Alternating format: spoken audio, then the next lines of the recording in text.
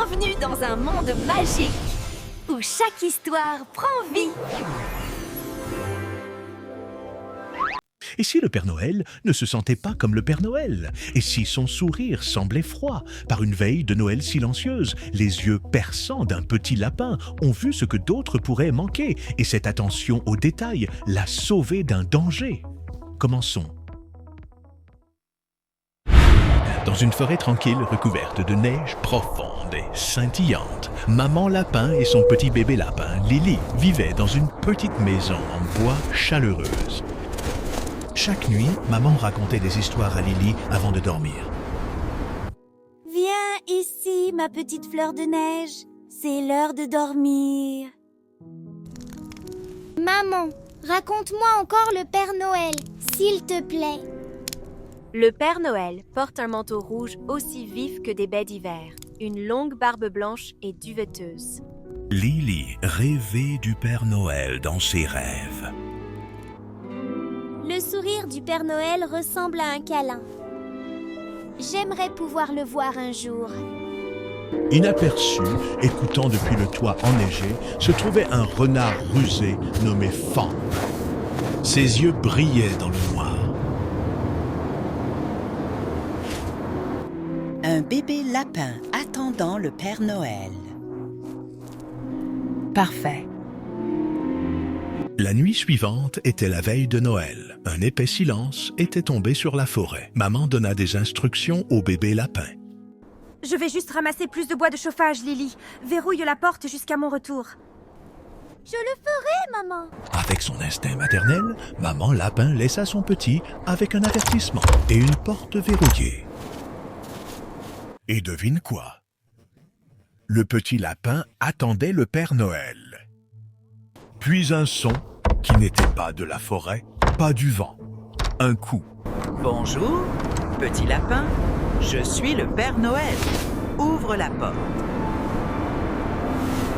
Père Noël? Un vœu de Noël prononcé seulement hier frappe maintenant à sa porte. Mais ensuite, une ombre de doute. Elle attend, mais maintenant son cœur porte une question. Mais... Maman a dit que le Père Noël porte du rouge et blanc. Ton manteau est d'un brun terne. Oh.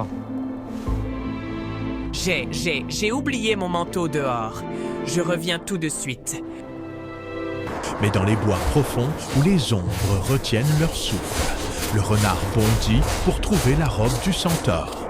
Dans sa promenade solitaire, le renard découvrit le prix, la robe du centaure suspendue juste à l'extérieur de la lumière vacillante de la maison. Le cœur de Lily battait plus vite, une leçon retenue juste à temps. Maman a dit que les vêtements du Père Noël sont toujours éclatants. Et la gentillesse n'a pas besoin de s'excuser. Il frappa à la porte jusqu'à ce que ses jointures lui fassent mal. Une tentative désespérée et finale pour que Lily l'ouvre. Lily, c'est moi, le Père Noël. Ho, ho, ho, ouvre la porte.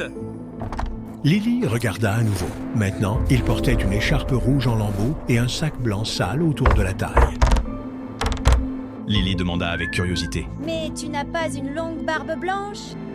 Maman a dit que le Père Noël a une longue barbe. Il a répondu. Oui, bien sûr, la barbe. Attends juste. Il courut hors du chalet sans se retourner. Dans un sac abandonné, il trouva sa réponse. La lourde lame barbue. 2 fois maintenant, le renard avait fui. Et 2 fois la sagesse du petit lapin avait tenu la porte. Mais lors d'une nuit de miracle, combien de chances aurait-elle? Le temps passa. Lily attendait dans la lueur festive, ses oreilles frémissant à chaque ombre de son. Ouvre la porte, petit lapin. Je suis le Père Noël.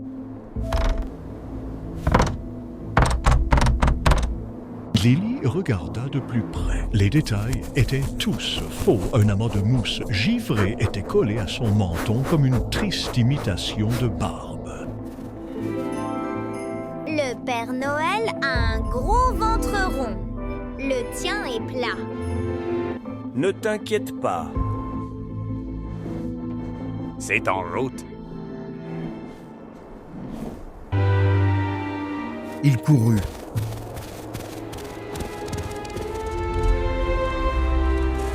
Et revint quelques minutes plus tard, se dandinant étrangement. Quelque chose de bosselé et d'inhabituel gonflait maintenant sous ses vêtements. Salut Lily, je suis le Père Noël. Je suis venu te donner des cadeaux. Maintenant, ouvre la porte. Mince, mais le Père Noël vient en traîneau, avec des rennes. Où est ton traîneau? Une pause, une inspiration brusque et une promesse faite entre les dents serrées, alors que les bruits d'une construction désespérée et maladroite commençaient dans les bois sombres. Je la porterai. Il courut avec une inquiétude désespérée, jusqu'à ce que ses yeux se posent sur le traîneau et les rennes oubliées. À cet instant, un nouveau plan désespéré est né. Il volerait Noël lui-même. Le grand vol accompli, son chemin était tracé. Il pointa la magie volée vers la lumière chaude et défiant de la chaumière de Lily. Petit lapin, regarde. Manteau, barbe, chapeau, ventre, traîneau, tout est là. Maintenant, viens avec moi. Tes cadeaux t'attendent. Les yeux de Lily s'écarquillèrent. Les pièces étaient toutes là, juste assez mal arrangées. Pourtant, Lily demanda avec curiosité. Maman a dit...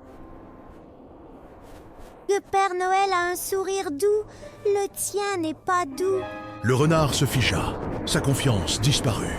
L'inquiétude, froide et aiguë, avait pris sa place. Bien sûr, mon petit lapin. Tu vois, je peux sourire doucement. Maintenant, Lily fond. Ton sourire, il a l'air doux maintenant. Es-tu vraiment le Père Noël? Oui, oui mon enfant, viens avec moi.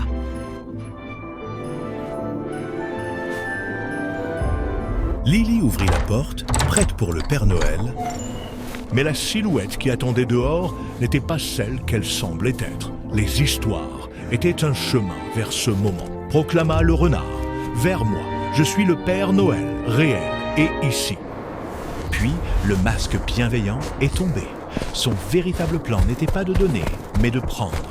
D'un coup de queue, Lily était dans le sac et il était une ombre fuyant à travers les pins. S'éloignant, il avertit Lily. Les bois ont des oreilles, mais moi, j'ai des dents. Ton choix est simple, silencieux ou réduit au silence. Et ils s'enfoncèrent plus profondément dans les pins noirs. L'air devint plus froid et sur la nuque de Lily, chaque poil se dressa.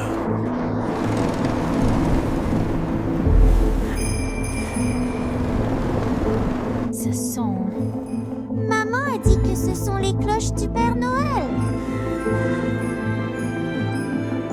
Le faux Père Noël se retourna et dit furieusement « Ignore-nous ».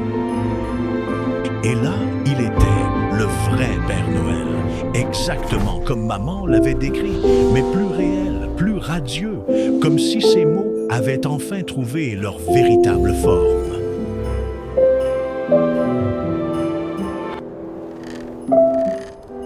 Oh, oh, oh! Petit lapin, pourquoi es-tu avec ce renard? Non, Père Noël, ce n'est pas ce que ça a l'air.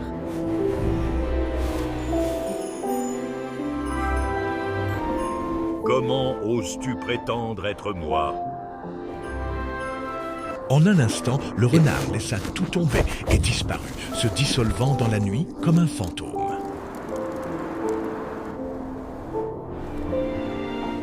Père Noël, je suis désolée. Je pensais... Chut, petit. Tu as été trompé, mais tu as bien observé. Tu t'es souvenu de ce qui était réel. Ne me quitte pas. Avec grand soin, le Père Noël déposa Lily en toute sécurité sur le pas de sa porte, l'aventure terminée. Je ne le ferai pas. Rentrons à la maison. Et, avec une promesse qui contenait toute la chaleur d'un vrai sourire de Noël, ils se tournèrent vers la maison.